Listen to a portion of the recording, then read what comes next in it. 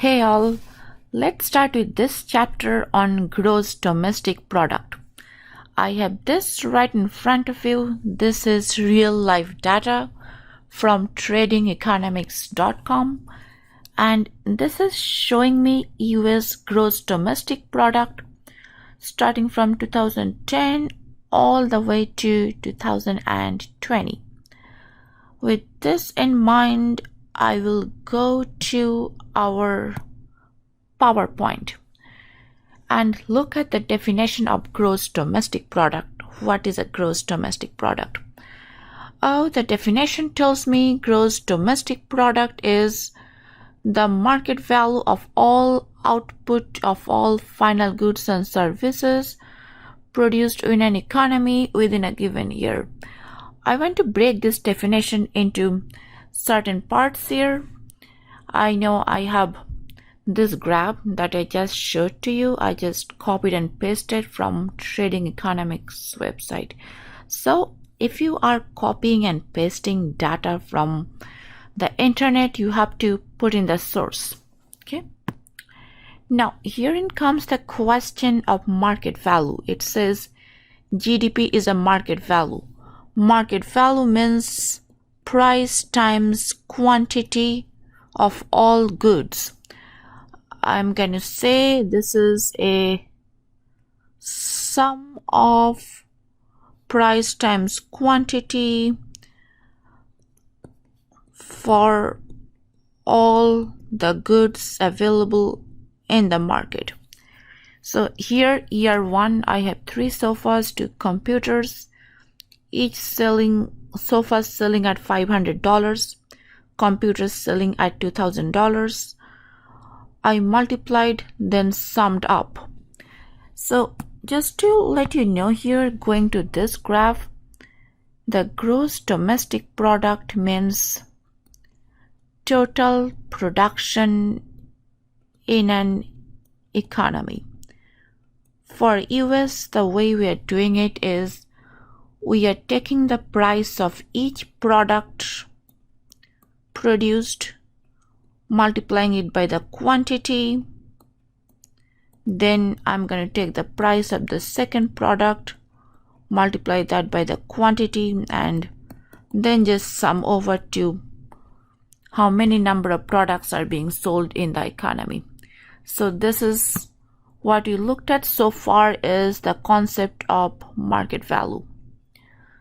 Then it says of all final goods and services.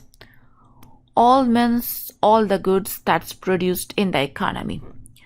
Let's see what do you mean by final goods and services.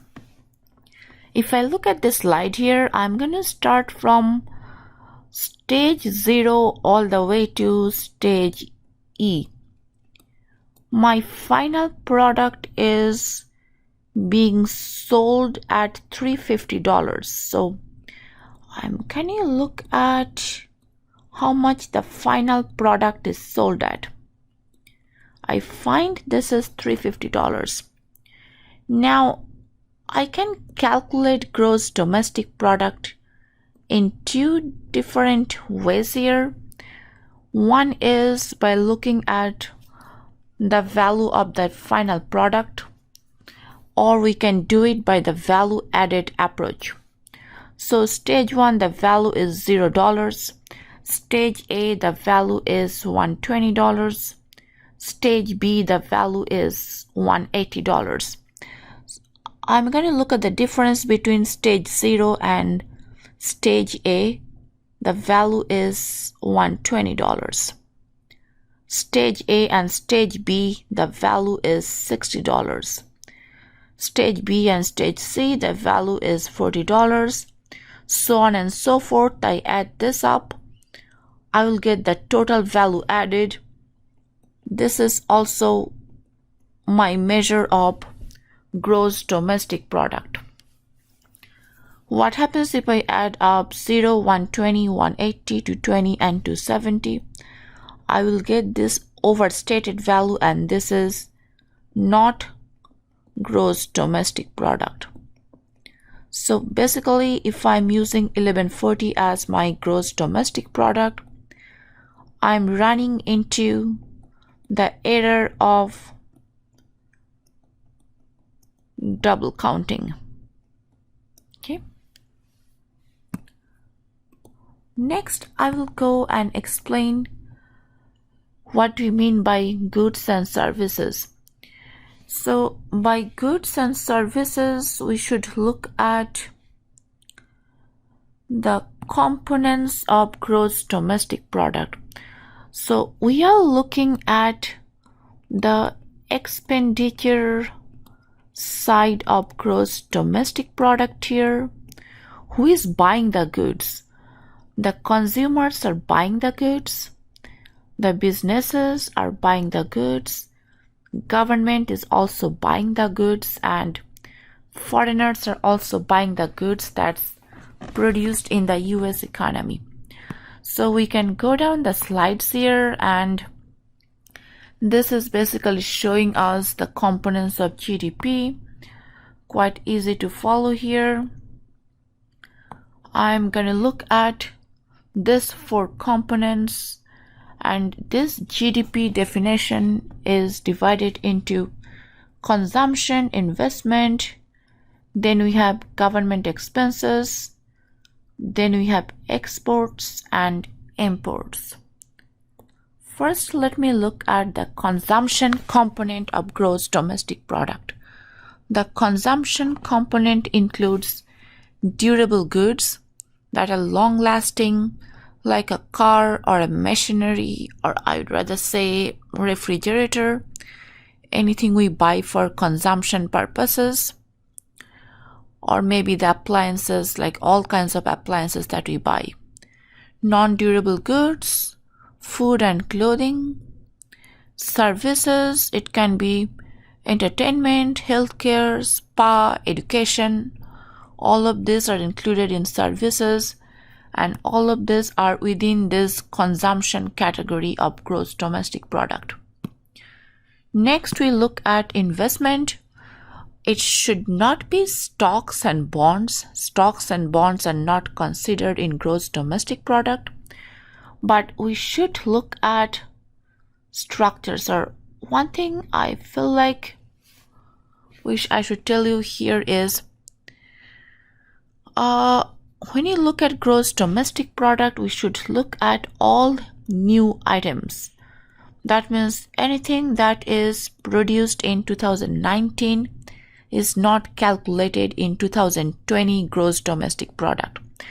So it should be all new items, new machinery, new equipments, new office buildings, new retail stores, and change in inventories or positive inventories. That means what are inventories? That means inventories are goods that are produced but not been sold. So where can you add the inventories in GDP if it is unsold? Like if I look at the inventories from 2020, the goods has to be produced and not sold in 2020. So that becomes part of 2020's new inventories. Okay. Next, we look at 2 other components of gross domestic product. One is government purchases. We can look at examples of government purchases. It can be wages to government employees. It can be new defense equipments, wages to all kinds of publicly owned goods. Also, I'm going to say wages. Education is also part of government purchases. It excludes transfer payments. That means when you look at the GDP calculation, does not include pension payments, does not include unemployment allowances, does not include social security expenses, because nothing productive is produced out of transfer payments. Last component of gross domestic product is exports minus is net exports, which is calculated as exports minus imports. So this is this part here. So all of this added together becomes the expenditure side of gross domestic product.